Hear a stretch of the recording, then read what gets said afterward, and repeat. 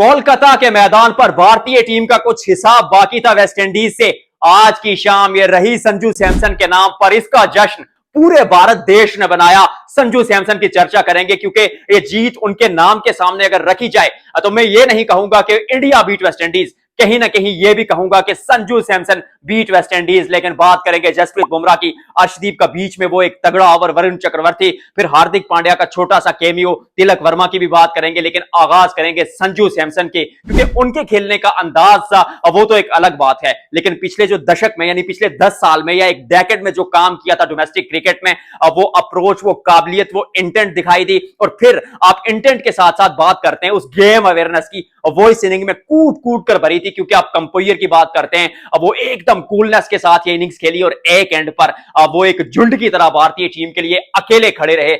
That's Sanju Samson for you. और जब आप डोमेस्टिक क्रिकेट में परफॉर्म करने वाले खिलाड़ी को, आईपीएल में रेगुलरली परफॉर्म करने वाले खिलाड़ी को मौका देते हैं तो ऐसे ही रिजल्ट आते हैं। 50 गेंदे, 97 रन, 12 चौके और 4 छक्के उनकी इनिंग में शामिल थे। शुरू पर आए, अटैक किया एकदम विस्फोटक अंदाज में, बम्बास्टिक अंदाज में, एक ब्रिस्क स्टार्ट दिया अपनी टीम को। बीच में जब विकेटें गिरना शुरू हुई, अभिषेक शर्मा आउट हो जाते तो फिर दूसरे एंड पर जब 2 विकेटें गिरती हैं तो वहां खड़े हो जाते हैं सीसा अप्लाई दीवार की तरह। संजू सैमसन सिंगल डबल्स लेते हैं, बीच में खराब गेंद आती है उसको चौके के लिए बिटोरते हैं और वो काम दिखाते हैं जिसके लिए वो जाने जाते हैं। दैट संजू सैमसन। क्योंकि जब आप संजू सैमसन की बात करते हैं तो फिर 2 सिक्के आपके सामने होते हैं या 2 एंगल्स आपके सामने होते हैं। एक एंगल से आप देखते हैं कि संजू कैन अटैक एंड दूसरे एंगल से आप देखते हैं कि Sanju can play defensively as well. यानी एक ही खिलाड़ी में आपको दो वो काबिलियत नजर आती है, दो वो एबिलिटीज नजर आती है कि भाई सिंगल डबल्स भी कर लेंगे, इनिंग को एंकर भी कर लेंगे, और जब बड़े शॉट खेलने की बारी आती है तो फिर वो जो बॉटम हैंड है संजू सैमसन का वो नजर आता है।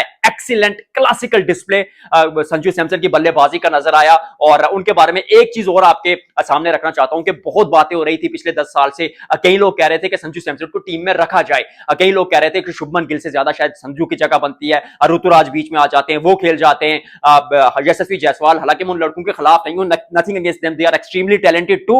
लेकिन जब वो टीम में आ रहे थे, अभिषेक शर्मा इवन आते, खैर वो तो एक अलग नजरिए से आए, अलग उनकी एक उनके पास एक लाइसेंस है, उसके चलते वो टीम पर आए कि सामने वाली टीम को वो एकदम नीस्तो नाबूद कर देते हैं। लेकिन संजू सैमसन जो है ना, डोमेस्टिक क्रिकेट में, आईपीएल में जहां मौका मिलता था, चाहे वो सईद मुश्ताक अली ट्रॉफी देख लें, आप रणजी ट्रॉफी देखें, मौका मिलता गया, संजू सैमसन खेलते रहे। और एक इंटरव्यू में संजू सैमसन ने कहा था कि मैं अपना काम कर रहा हूं और मुझे इतनी भी उम्मीद नहीं थी कि मैं भारतीय टीम के लिए खेलूंगा, तो जितना खेला है मैं उस पर खुश हूं। इसी साल अगर बात की जाए 2025 की, यानी पिछले साल माफ कीजिएगा, तो 2 सेंचुरियां इस खिलाड़ी के नाम के आगे थी। T20 क्रिकेट में साउथ अफ्रीका को पीटा था, इंग्लैंड को पीटा था। फिर जब शुभमन ओपनर बनते तो संजू को अलग कर दिया जाता है। You shall feel for him. सोचते हैं आपके यार, मतलब संजू सैमसन परफॉर्म भी कर रहा है फिर भी मौका नहीं मिलता, और कभी बतौर ओपनर खिलाते हैं, कभी नंबर 3 पर, कभी नंबर 4 पर। ये संजू के साथ ही क्यों हो रहा है? लेकिन वो कहते हैं कि they plans and God plans and surely the God is the best of planners. और फिर वो जो लेख थे संजू सैमसन के, वो आज दिखे।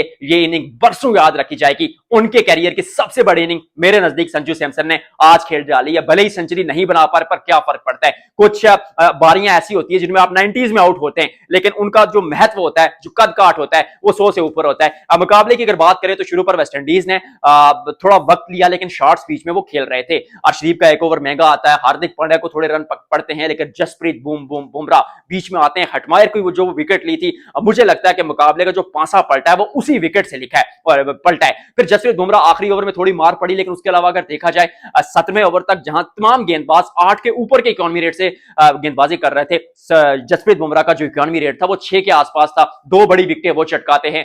फिर वरुण चक्रवर्ती, जिस तरह वरुण चक्रवर्ती को खेला, हैट्स ऑफ टू वेस्टइंडीज, क्योंकि तारीफ करना उनकी भी बनती है। वरुण जैसे गेंदबाज को आपने आड़े हाथों लिया, और वरुण चक्रवर्ती जैसा गेंदबाज जब आपके सामने हो तो फिर एक ही तरीका इनको खेलने का, अटैक कीजिए। अक्षर पटेल ने लाजवाब गेंदबाजी की, क्योंकि सारे जो गेंदबाज एट द एंड 8 या उसके ऊपर के इकोनॉमी रेट से गेंदबाजी कर रहे थे, चाहे वो 10 की इकोनॉमी रेट की आप बात करें या 9 की इकोनॉमी रेट की। लेकिन वहां पर 8 के इकोनॉमी रेट से, यानी उस एवरेज से, उस ओस से रेगुलरली गेंदबाजी करते रहे। और वो जो 10-15 रन का फर्क डाला अक्षर पटेल के ओवर्स ने, मतलब उनके कोटे ने, मुझे लगता है भारतीय टीम ने थोड़ा सा अपर हैंड रखा। और जो स्कोर एक समय शायद लग रहा था कि 210-20 रहेगा, वेस्टइंडीज 200 से नीचे समझ जाता है। 190 के आसपास जब स्कोर होता है तो आप उम्मीद करते हैं कि भारतीय टीम परफॉर्म करेगी। जवाब में जब आप देखते हैं तो अभिषेक शर्मा आउट हो जाते हैं, तिलक वर्मा नीचे आकर थोड़ा कैमियो खेलते हैं, संजू सैमसन, सूर्यकुमार यादव कुछ रन सुनाते, पर वो भी आउट हो जाते हैं। फिर वहां पर आप सोचते हैं कि यार यहां पर आपको एक ऐसा खिलाड़ी चाहिए जो आपकी इनिंग को कैरी भी करे और आपके लिए बाउंड्रीज भी निकाले।